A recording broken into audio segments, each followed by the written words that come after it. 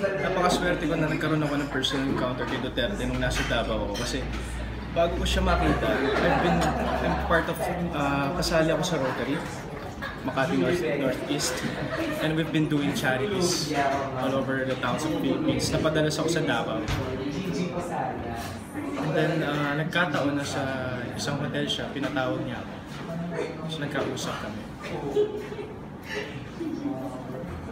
Nakita ko sa kanya yung yung sincerity, yung karakter niya, yung pangkalahatan ng karakter niya, kaya napalakad niya ng Davao na maayos.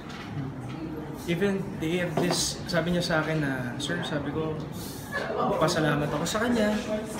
Inimbitahan niya ako, nagpasalamat ako kasi napakaganda ng lugar niya. Naglalakad ako sa Davao, napaka-safe, sir. Inofferan niya pa ako na gusto mo pumunta sa 9/11. Ano po yun, sir? Parang security building nila, meron silang mga cameras all over. Yeah. So, nagkaroon ako pagkakataon na pumasok doon. If I'm not mistaken, 3 to 4 floors siya. Puro cameras lang, mga surveillance camera all over Davao. Pagdating mo pa lang sa airport na, malinaw. Napakaganda. So parang... Okay. So I got the chance. So kita ko talaga yung security ng Davao. Maganda. Wala. Ang ganun dito, no? Ikaw na nagsabi. Pero yung tinatanong kasi nila, is he capable of replicating that for the entire country? Do you think he can? Pwede ba niyang gawin yan sa buong bansa? Kung nagawa niya sa maliit na simula ng Davao, maliit na lugar, kaya niya rin sa lahat.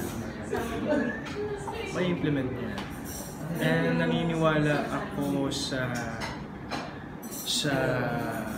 galing niya, sa mga pinag-aralan niya, sa pinagdaanan niya bilang isang Pilipino talaga.